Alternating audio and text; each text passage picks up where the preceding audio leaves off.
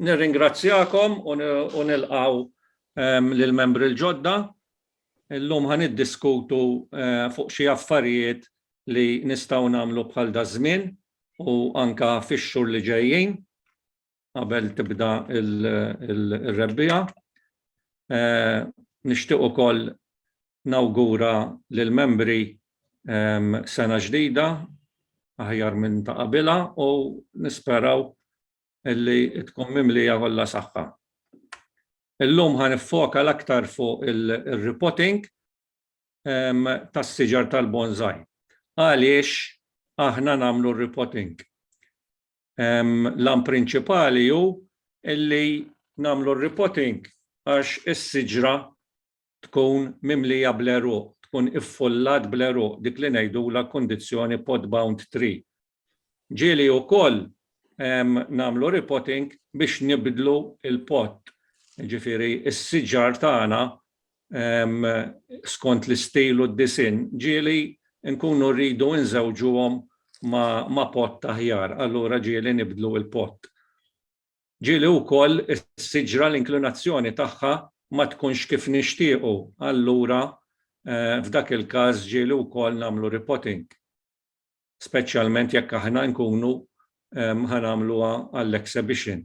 U ġieli wkoll nagħmlu repotting biex jew nibdlu minn fejn naraw is-siġra dik li ngħidula l-front, ħafna drabi jkun ġast indawruha ftit, u ġieli wkoll ikun hemm ċertu siġar li indawruhom totalment. Kien hemm siġar illi anke kważi ġifieri fejn dak li kien fuq wara ġie il-front. Kif inkunu nafu illi is-siġra tagħna hija pod-bound, hija mimlija bl-eruq. Ħafna drabi l-ewwel sinjali jibdew ġejjin meta nibdew insaqqu.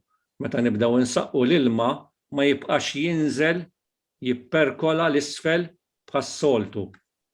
Għax l-ispazji bejn il-granulometrija tal-partiċelli tal-mix li nkunu qegħdin nużaw jibdew jimtlew bl-eruq. U allura l-ilma jibda jinżamm milli jipperkola l-isfel. U jew inkella meta jkun fi stat avanzat tibda s-saqqi u l-ilma jiflowja u jibda joħroġ fuq barra mill-pot. U anke bejn it-tisqijiet li jkollna il-fatt li l-ilma ma jkunx niżel sewwa jibda il-mix tagħna tibda tinxef aktar mis-soltu. Sinjal ieħor huwa illi il-wiċċ tal-ħamrija tibda togħla l fuq għaliex jiġri dan għax l-eruq ikunu din jikbru u jippruvaw isibu l-ispazju u jibdew jimbuttaw kollox il fuq, speċjalment jekk ikollna pot illi m'għandix internal rim. F'dak il-każ jekk ir-rim ikun il-ġewwa ġieli jagħti l-każ li jekk inħalluha fit-tul ġieli anke tinqasam il-pot. Imma f'dak il-każ ngħidu Robertu jirranġa ħin, mhix problema. Mela, ġieli wkoll naraw l-eruq ħerġin mill-dawk it-toqob li ngħidulhom id-drainage hole, mill-soltu jkollhom il-pots. Ġieli meta nneħħu s-siġra mill-pot, naraw ħafna eruq qed iduru dawra mejt. Hemmhekk ukoll huwa sinjal li rridu nagħmlu r-repotting. Sinjali oħra illi rridu ninnotaw ukoll meta tkun qed tikber is-siġra ikun hemm ċertu sinjali illi s-saħħa tas-siġra tkun qiegħda tbagħti xi ftit. Pereżempju, dik kemm il-darba nara fuq il-ficus ngħidu hija issa nirrepotja. U mbagħad jiġi l-ħarifa u twaqqal ħafna mill-weraq, speċjalment il-weraq antik. Hemmhekk inti tkun taf meta jtik dik is-sinjal illi trid tagħmilha repotting fl-istaġun li jmiss. Ġieli wkoll illi s-siġra ma tikbirx bħas-soltu. Issa din ngħidu li forsi għadha tajba illi ma tikbirx bħas-soltu, speċjalment lekk is-siġra tagħna tkun ġa matura, hija xi ħaġa pożittiva.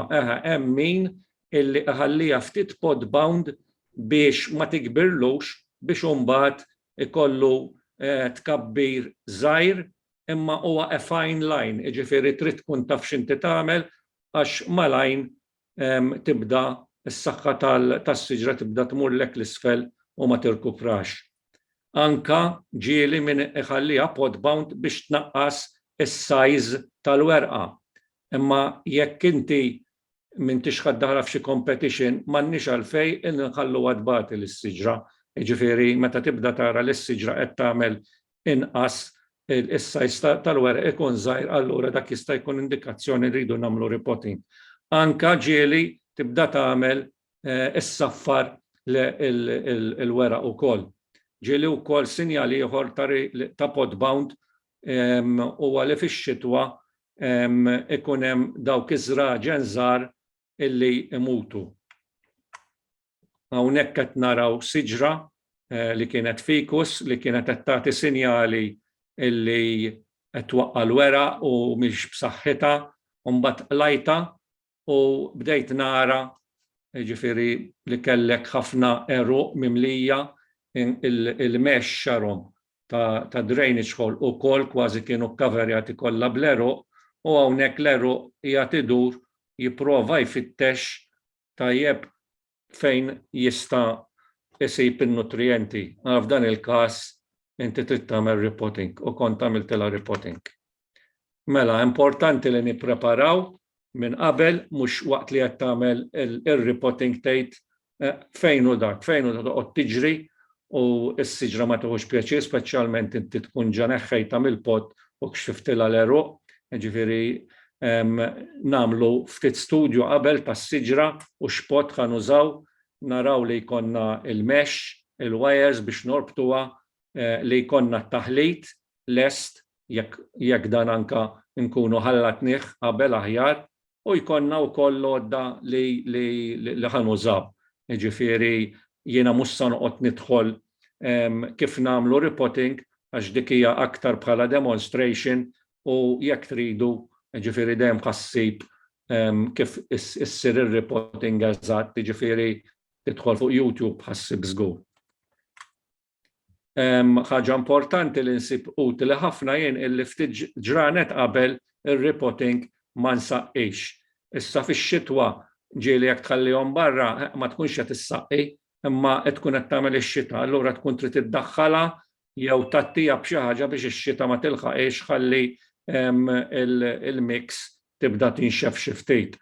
Għax meta inti tagħmel repotting u ikollok il-mix mxarba tkun aktar diffiċli u anka messy, iddellek ħafna u mhix ħaġa pjaċevoli. Allura l-aħjar li inti ikollok il-mix ftit niexfa għax il-proċess tal-repotting ikun eħfef. Meta għandna nagħmlu r-repotting, din hija mistoqsija komplessa ħafna u da mhux żarbun ħajjiġi lil kulħadd, jiġifieri hemm ħafna affarijiet li rridu nqisu, speċjalment jiġifieri fir-rigward l-ispeċi tas-siġra, l-istadju tas-siġra fiex waslet, jekk hix matura, jekk hix żgħira, jekk ninsemmu ftit eżempju, pereżempju jekk ikollna inti siġra li tikber ħafna bħal ficus, tajjeb u tkun qiegħda ġo pod żgħira, dik probabbli tkun trid tagħmilha repotting kull sena. Imma jekk ikollok l-istess siġra f'pott naqri kbar, allura hemmhekk il-probabilità illi inti trid tieħu sentejn jew tlieta qabel tagħmel repotting. L-istess jekk inti għandek siġra bħal pine illi tikber bil-mod, allura hemmhekk inti trid tieħu bejn 3 jew 6 snin biex tagħmel ir-repotting. Dejjem trid qed ngħidu ġenerali hawnhekk, jiġifieri bejn 3 u 6 hemm 3 snin. Jiġifieri meta ħanagħmilha, dak għandek dawk l-indikazzjonijiet li konna għedna qabel.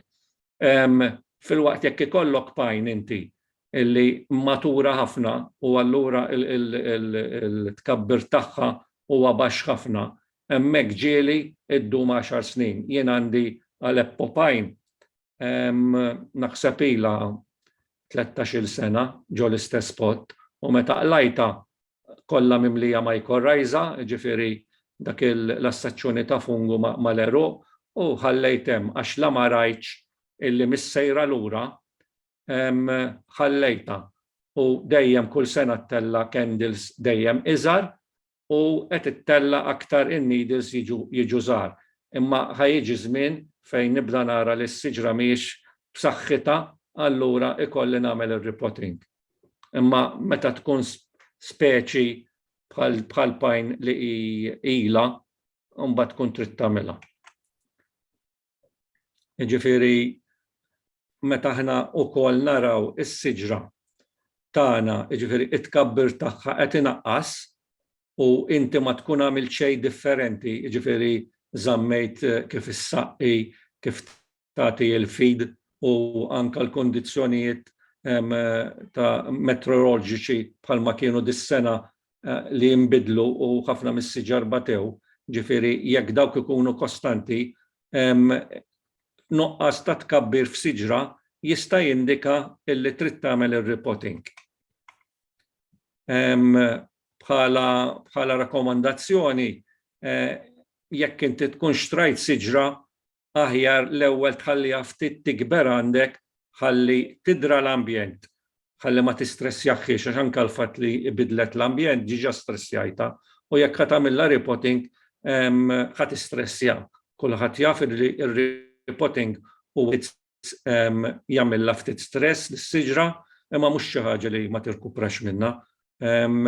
Ġifieri f'dak il-każ meta nixtru siġra inħalluha staġun tikber u mbagħad nassessjaw is-saħħa tagħha u nagħmluha repotting fl-istaġun ta' wara. Ġeneralment ħafna mill-bonsai tagħna aħna nagħmluhom early spring, jiġifieri fil-bidu tal-rebbija. Issa ir-rebbija suppost ma tinkludix frar, tibda minn Marzu. Imma Malta ir-rebbija tagħna issa tibda ġieli dvarja, tibda anke it-temp jibda jisbieħ ġieli fi frar. Imma jista' jagħti l-każ li frar ukoll ikun għadu kiesak, speċjalment fil-bidu tiegħu. Allura l-aħjar żmien huwa lejn l-aħħar ta' frar bidu ta' Marzu. Importanti di tallim ta' skapu tiegħi illi ma nagħmlux repotting kmieni ħafna. Qabel konna ngħidu anke Diċembru, Jannar, imma ġieli jiġri illi meta inti tagħmel repotting tajjeb u tagħmilha naqra root pruning iż-żejjed, is-siġra imbilli ħadd tmur fi stażi għax mhux se tkun qed tikber, l-eruq ma jirkuprawx u jaf tidħol ċertu mart fl-eruq, speċjalment jibda jimmoffa għax ikollha ħafna umdità, speċjalment jekk tkun fejn il-ħin kollu għandek ix-xita nieżla fuqha u jkollok xi taħlita ftit fqira, ġifieri ma tkunx adattat għal dik l-ispeċi. Allura importanti il-repotting isir aktar tard. Bħala siġar li waqqgħu il-weraq, dawk li ngħidulhom id-desidwi, jiena nħobb nagħmel ir-repotting tagħhom meta lejjun, jiġifieri dawk il-punti minn fejn is-siġra ħadd ispara il-weraq tagħha li ħafna minnhom ġieli jkunu weraq biss imma ħafna minnhom ukoll ikunu il-bidu ta' branches ta' friaj. Allura hemmhekk nara kif jibdew jintefħu l-ewwel ċaqliq fihom nagħmel ir-repotting għax jiġifieri s-siġra tkun qiegħda tqum mir-raqda tax-xitwa. Filwaqt li l-evergreens, jiġifieri dawk is-siġar illi iżommu il-weraq is-sena kollha, hemmhekk nagħmlu ir-repotting meta lejjun dawk l-istess punti li semmejna jibdew jiftħu u joħorġu l-weraq tagħhom. U dan normalment ikun fir-rebbija. Għas-siġar tropikali qabel kont nagħmilhom ukoll fi żmien ta' Diċembru, Jannar u tlift ħafna minnhom għax kif qed ngħidu ġieli ibatu bir-root rot. Ukoll dak iż-żmien ma kunniex nużaw imma ċertu taħlit li qed nużaw bħalissa, ġifieri l-akadama, il-pomiċ, ġifieri it-taħlit tagħna fil-bidu kien aktar ristret fid-drainage tiegħu. Imma tista' tagħmilha ġifieri kif is-siġra fir-rebbija tara qiegħda tibda tikber, tista' inti tagħmel repotting dak iż-żmien. Imma llum il-ġurnata jiena nagħmilhom fis-sajf. Ġifieri fis-sajf is-siġar tropikali imorru fraqda fejn inti il-proċessi kollha tas-siġar mhux kollha ftit il-maġġoranza tagħhom jonqsu, allura hemmhekk l-siġra tkun rieqda tista' tagħmel repotting. Imma mbagħad trid tieħu toqgħod attent u tagħmel ċertu aftercare. Daħlet invoga wkoll, speċjalment f'Sqallija u n-naħa t'isfel tal-Italja u anke fl-Ewropa ġifieri, li qed jagħmlu r-repotting fil-ħarifa. Ma naqbilx totalment, ġifieri nagħmel repotting fil-ħarifa jekk għandi siġra li sejra lura illi jekk jien mhux se nagħmilha repotting din probabbli ħatmutli, dik li ngħidula emergency repotting. Importanti illi nagħmluha qabel mat-temp jibda jiksaħ. U nkunu rridu nipproteġuha mix-xita u mill-irjaħat meta nagħmlu l-emergency repotting għax is-siġra tkun ġiġa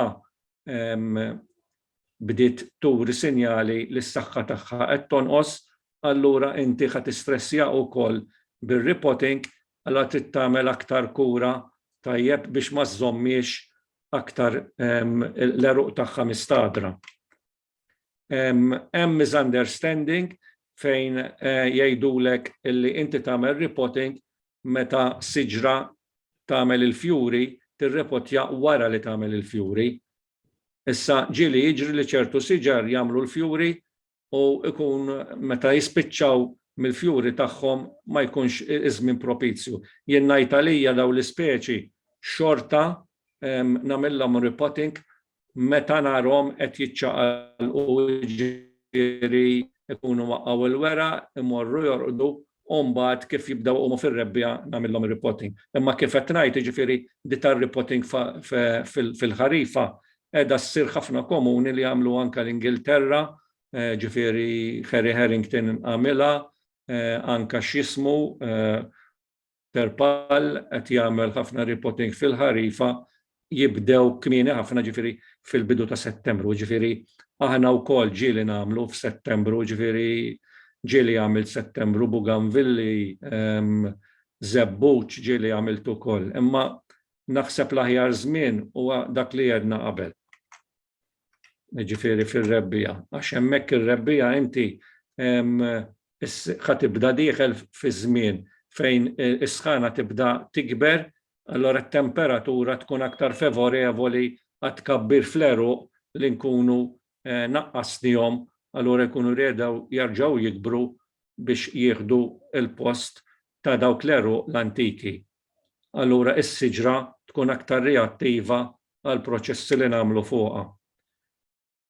Ġifieri hawnhekk qed ngħidu li r-repotting hija trauma għas-siġra, allura importanti li nagħmlu ċertu affarijiet biex nilqgħu għal daw il-ħsarat. Importanti illi jekk għandna siġra marida jew stressjata, repotting tista' tkun l-aħħar daqqa biex toqtolha. Issa din hija kontradizzjoni ta' dak li qatt qabel, ġifieri li nagħmlu l-emergency repotting. Għalhekk ġifieri li tagħmel emergency repotting meta inti ġejt darek mal-ħajt. Jekk inti ġejt darek mal-ħajt li d-siġra probabbli ħadd titlifha għamilha. Imma hawnhekk qed ngħidu illi jekk is-siġra tkun pereżempju għaddiet minn Mart tajjeb u inti minn hawn minn hemm trid jgħidu l-Mart tajjeb jew bis-sħana. Kien hemm siġar fejn rajnihom stressjati bis-sħana li għamlet. Ġifieri jekk naraw illi tellat il-wera bis-sħana reġa' waqqa Buganvilla pereżempju, reġa' tellat u reġa' twaqqat tant kienet sħana, ġifieri bħal dawk tant istressjat is-siġra illi mhux se nagħmilhom repotting dis-sena jien il-Buganvilli għax istressjati, ġifieri minn dak l-att qed nitkellem.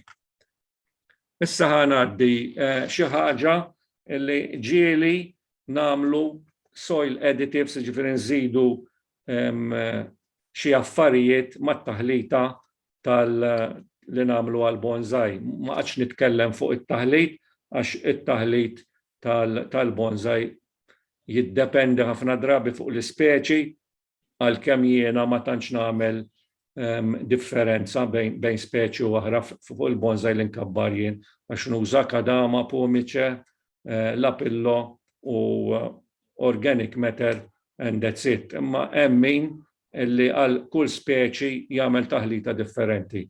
Ġi mhux noqgħod nidħol fuq dak, ngħid biss li l-akadama u l-pomice huma inerti, huma inorganiċi u m'għandek xejn organiku, allura ħafna drabi inżidulhom dawk li ngħidulhom soil additives li huma ta' benefiċċju kbir għal tkabbir tal-eruq li jirrifletti mbagħad fit-tkabbir tal-faxxina tas-siġra.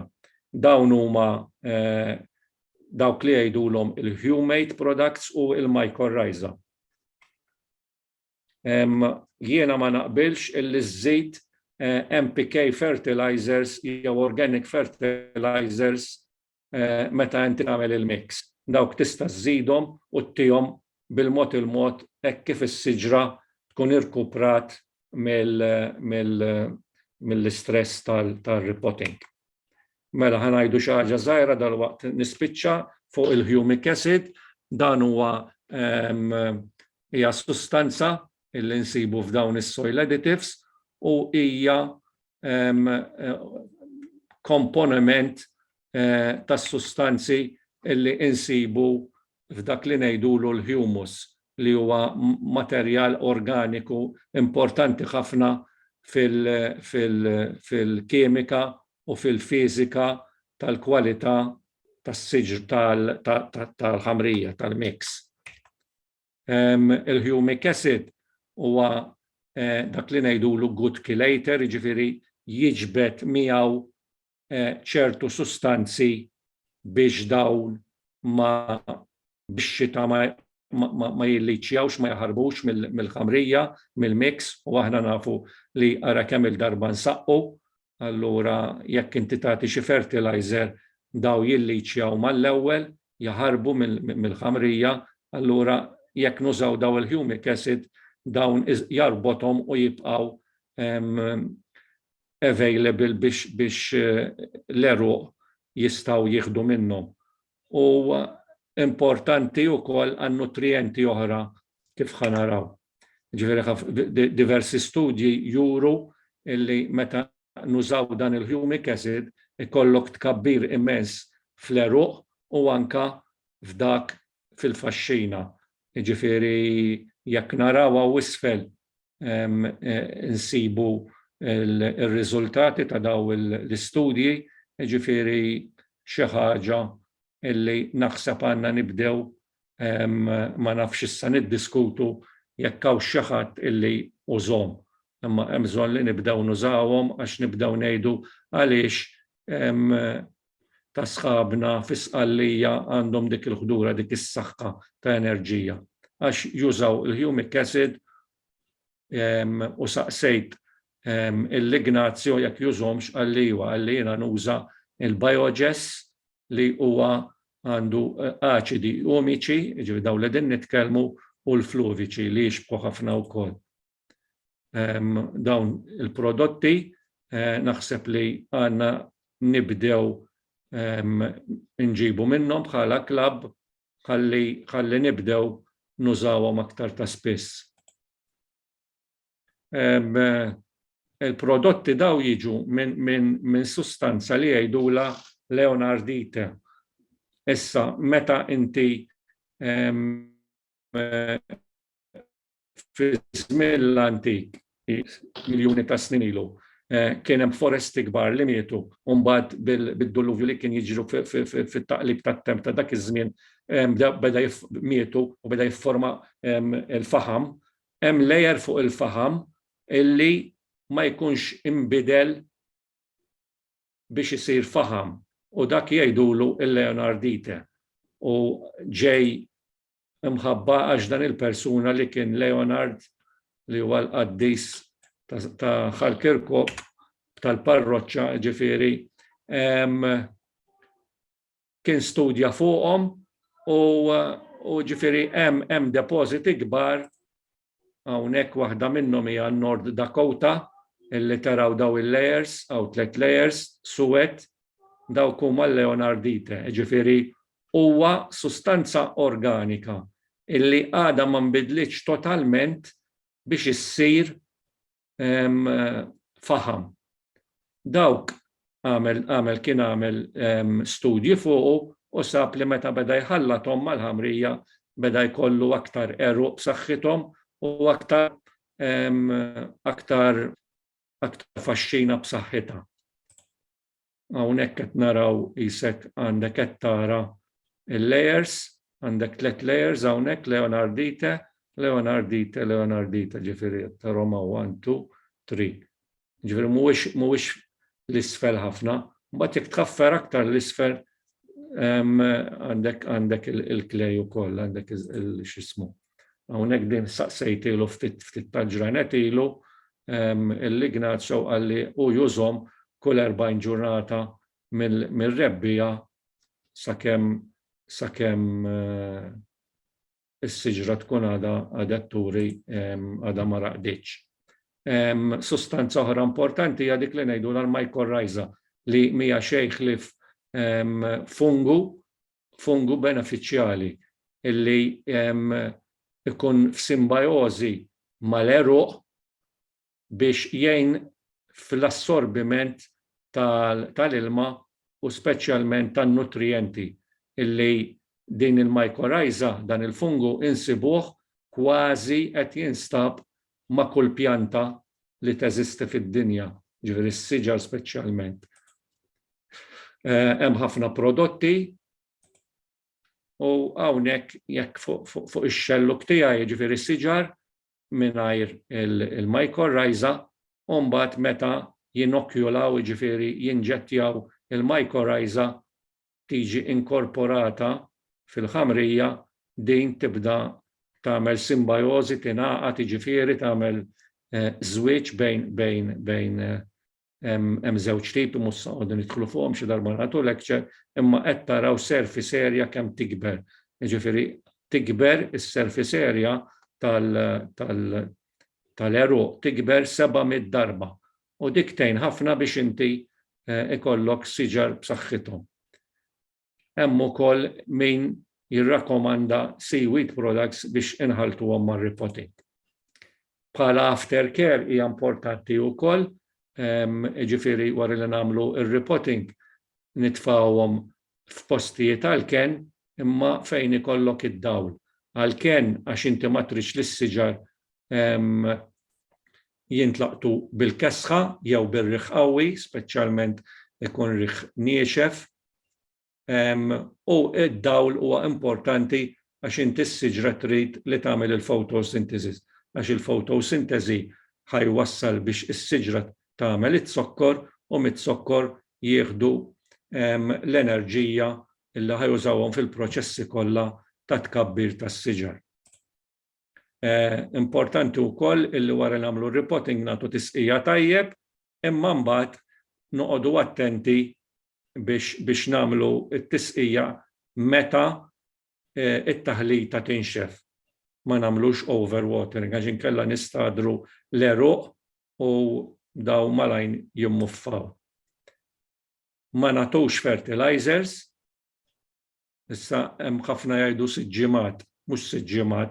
Importanti li inti tħares lejn is-siġra meta tara li inti għandek tkabbir tajjeb fil-growing points, dak huwa indikazzjoni illi s-sistema tal-eruq il-ġodda bdiet taħdem. U noqogħdu attenti wkoll illi ma jkunx infestazzjoni ta' xi mart. Allura rridu noqogħdu attenti biex jekk ikun hemm bżonn nieħdu l-prekawzjonijiet minn qabel. So I'm going to be discussing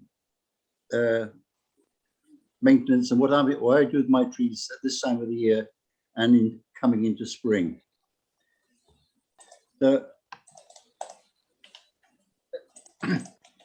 In Malta, we're quite a unique situation compared to a lot of people in Northern Europe and in North America, that we have basically a continual growing season. We've been trained because of seeing things from overseas that there are 4 seasons, yes, but our seasons overlap each other to a certain degree. So a lot of what you learn on the internet about what to do in the winter is not necessarily appropriate for us in our climate. I was going around the garden this morning, and there's all sorts of activity going on. I've got flowering trees, lantanas, bougainvilleas, some myrtles are flowering, deru, tamarisks have got flowers. I've got other trees, for example, like some of the Ficus Caricas. Some of them have dropped their leaves and some of them still have the leaves. There's some pomegranates, they're defoliated, they're winter silhouette, like mulberry I've got. The junipers are evergreen, like the olives, but they're sort of not moving much, but they're happily existing. So we're in winter. Okay, we've got climate change and we've had a very peculiar year, and I think we're going to have another year which doesn't follow the normal weather conditions. So plants are a bit confused, like a lot of people are. Plants do adapt, but they take a long time to adapt, and sudden changes are never good for plants. Having said that, there are some general rules which I'm going to go into. Now, officially, spring starts on the 20th of March, but as Alfred said earlier on, in Malta, our spring can start anything from the end of January. Usually it's in February, mid-February or end of February. By March, we're pulling end of February, we're pulling potatoes out of the ground and selling them to the Dutch. Whereas in Holland, the ground is still frozen. So, as I was just saying, we have a subtropical climate. In our winter period is basically a rainy period with decreased daylight hours and decreased temperatures. Now, the 2 factors which have the greatest influence on plant life are the daylight sunlight hours and the temperature. Certain deciduous trees lose all their leaves and enter a semi-dormancy period, and others continue to grow slower. But other plants, we notice, especially indigenous plants, they thrive more in the winter. Now, what's the best thing to do in winter? It's a good time for wiring and styling many types of trees. It's an ideal period because we don't have very high temperatures, but also we don't have low temperatures. We've got a bit of sunlight, but okay, it's decreasing. But it's a good time to do major styling and rewiring of a lot of trees. They have a time to recover through the months leading up to spring, and then have fully recovered before they hit the summer heat. Winter is also a very good time for cleaning out deciduous trees which have lost a lot of their leaves, where you can see the winter silhouettes. And you have, like, for example, pomegranates. There's a lot of dieback on little twiglets which you can cut down. There's a general cleaning up inside the tree, things which are grown out in the wrong position or have died off. So it's a good time to do cleaning of trees. Now, as we all know, that in Malta we have 2 springs. We have what we call the second primavera, which is our autumn. So a lot of trees have a second flush, especially things like olives. After they come out of the summer dormancy, they do what in northern hemispheres they do in the spring after the winter dormancy. Because of this, we're in the Mediterranean, a lot of Mediterranean species, you can achieve much more growth on a quicker rate, because you have basically two times of the year where you have a major flush of growth.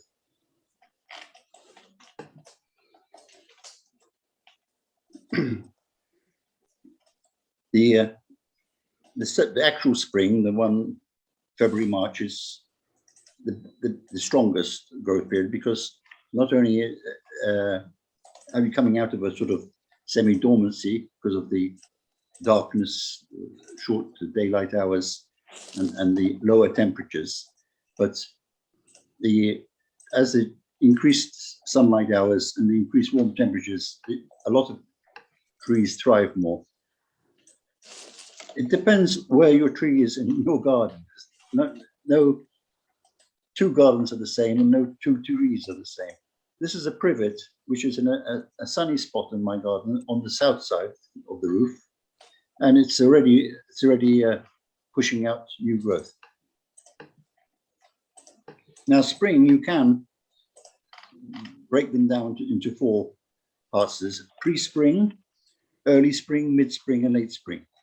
Now, they're not so clearly defined. Very often one leaps into another. Sometimes we have we have no spring and shoots straight into summer. From cold temperatures, suddenly it goes into the 20s and stays there about 25, 28, and then it stabilizes before actual summer starts. But it's more a question of seeing the trees and seeing how they're responding in your garden to the temperature and the daylight hours. And it's not to work by a calendar of a date or a time, but looking how that particular tree is responding. And how you notice that is by looking at the nodes and the buds of deciduous trees. You can tell, as Alfred said, for the best time repotting is just before when the buds start to swell slightly, or for example, like the Ficus Carica, they usually are sort of a brownish color, the terminal nodes, and then they start turning to green before they start to open up. That's the best time to do open heart surgery on your trees, which is basically taking out the pots and taking out the roots, because it's like when you have an operation and you have a surgery on your arm, the quicker the wound can heal, the better conducive it is to healing, the healthier you're going to become quicker. That's the same with trees. The temperature has to be right. The ideal temperature, they say, for growing most medium trees is roughly about top 20 degrees Celsius, 30 degrees. It's the sort of ideal temperature, but that has to be coupled in with other factors. Pre-spring, which is like basically now, is a good time for pruning back as well as wiring of trees. Evergreens can be styled as well. Another important factor, I mean, Alfred mentioned about repotting. Sometimes trees at this time of the year, which might not be ready for repotting, but on the level of repotting, very often by having fertilized them throughout the previous year, the top layer of the soil gets quite caked in. Sometimes you have even moss on it or a hardened surface because of the residue of the fertilizers. A very good maintenance thing is to scarify the top of the soil on your pots, break up so there's no hard bits, let's loosen it up a bit to allow more air and water when you water it to percolate through, because plants need oxygen as well as water. This is one of Ficus Carica at the moment. This is an old photo, I'll be honest with you. This year, it's still got a number of leaves. In fact, I've now taken the decision to take off the remaining leaves because it had lost all its leaves in one of the summer, I think the 3rd summer heat stroke, but then had pushed out a new flush to make up for that. But it's been under quite a lot of stress, like most of our plants. And normally it would have lost its leaves by now, but it had retained them because of the mild weather we've had this autumn. And it's going to start pushing out new growth again. So I'm going to take off the remaining, defoliate the remaining leaves, give it a chance to rest a bit. I think it's return the energy through the leaves it's had, which it had lost earlier, when it lost the leaves, when it should normally have been producing sugars and carbohydrates because of the bad summer we had. On the Ficus Carica, there's different types of ficuses, and they're not all the same. But on the Ficus Carica, the best time to prune back Ficus Carica is the end of February, in February. I've tried it for a couple of years now, and it is just before the nodes start coming out, so the wounds heal quicker. And also another advantage of doing this kind of pruning when the onset of the growth in spring is that all the cuttings, you can use them and replant them, because they've got much more chance of taking as a cutting than if you were to cut them now. I could cut them now, but and put them into a compost pot or something, then the chances are much lower that they will take, because the temperature is not right, and it's not, its DNA isn't telling it to grow, because I think plants have a DNA which has been worked through hundreds of years of evolution, and it's sort of something in the system which triggers things off. And I don't think there's a study which I think was not completely yet known. They're also a good time to rewire the ficus. Ficus, once they lose their leaves, they do tend to, because there's no flow of sugars and glucose and coming down and water going up, they tend to get more brittle. Pomegranates are a bit the same. So once the flow does start, just before it starts coming out in bud, there is more liquid in the branches, and they are then easier to bend and to wire, then and less chance of breakage, more flexible. Now, what's very important this time of the year, before things start growing in, is preventive medication. This is one of the products I use, which is a Bordeaux mix of copper sulfide, which before you get new buds coming out or new growth, I spray everything, bonsai and any plants in the area, everything, with this. And then I use also other products, because at this time of year, as the daylight starts increasing, you've noticed now, it used to be dark at 5 o'clock, it's still a bit light now.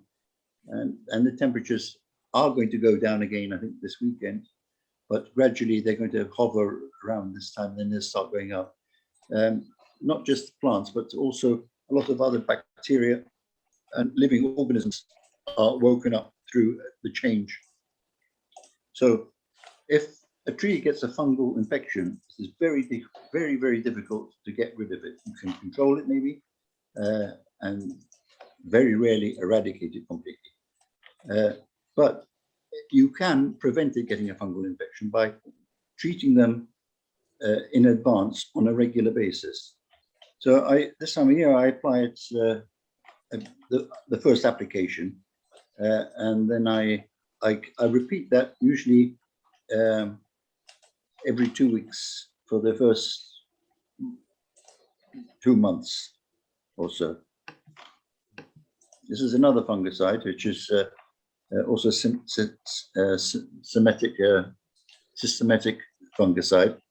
It's very concentrated, this, but I'd use it because I'm a believer that, like with fertilizers and other additives which you can use, we talk about humic acids and the mycorrhizas.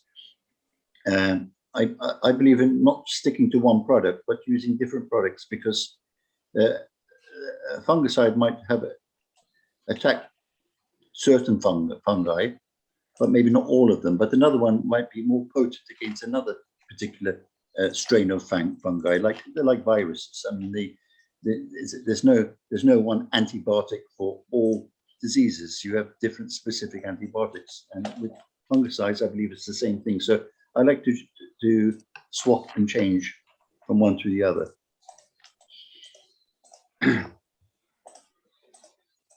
I think we're repeating this, basically, that each tree has its own biorhythm, and even at the same species of plants, when they start to grow and don't grow. I mean, what amazes me is bougainvillea, how you can have about 6, 7 bougainvillea, and they all react differently, and they're given the same kind of water and fertilizer, but there's something in their genes, and their character, which just makes them react differently to another. And sometimes you notice why some of them are reacting differently than others, because you've either got it slightly more sun or slightly less water, or you're giving it too much fertilizer, so it's too happy, it doesn't want to flower. But the position in the garden and how much wind they get, or breeze. All trees need breeze, and you never keep a tree in a blind spot where it doesn't have a breeze. They need that movement. This is This is a privet. This is also new growth at the moment. I believe we're going to have an early spring. This is one bougainvillea which is pushing out, and I've got others which are completely dormant. So it's probably the position it is in the garden. This is my mulberry tree. That's lost all its leaves. That's one of the last of my trees to come out. Usually it doesn't break its buds until about end of March. It's the last one to come. One of the last trees to come out in my garden.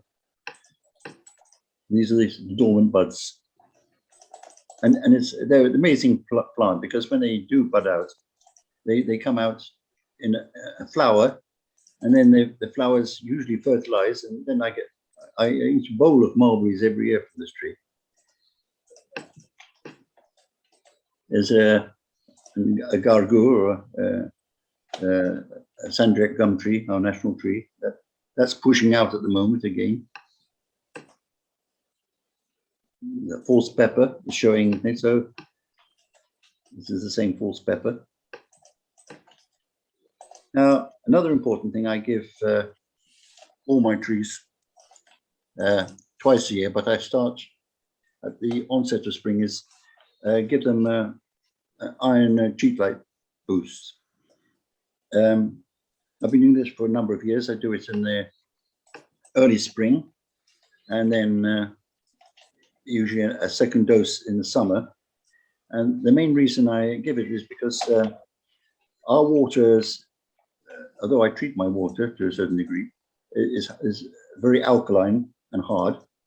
And although the inorganic mix we use to the soils is sort of neutral, because of the water, this decreases the ability of a plant through the electroconductivity, which is how the atoms work, in exchanging salts and nutrients and vitamins to cling and be attracted to each other, and to benefit the health of the plant.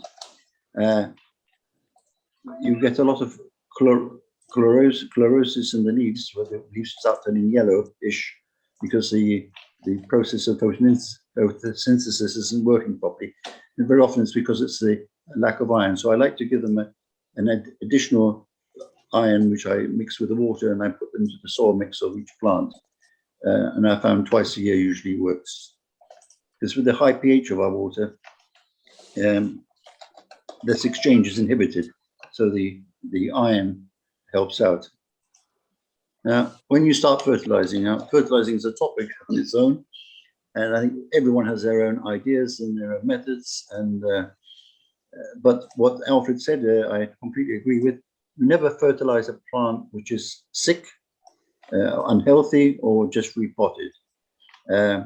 However, there's no point in fertilizing anything. That's why they very often say, "Oh, don't fertilize in the winter."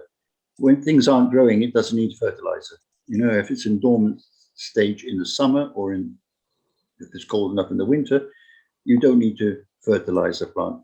Don't forget, when you fertilize, it's not an injection with an instant reaction. You're always fertilizing in advance to the fertilizer having any effect, especially if you have slow release fertilizers, whether they're organic or inorganic. It's a process which takes time for the tree to absorb, accumulate, and use. Very often, it's a known fact that fertilizing very well trees in the autumn prior to any winter slowing down or dormancy is beneficial, not in the autumn, but to the following spring, because the tree then builds up the energy and stores it in the roots and in the trunk. And that's where all the energy for the push of new growth comes from, prior to them recuperating the energy once they've put out the leaves and the leaves have hardened and started taking back energy from the sun.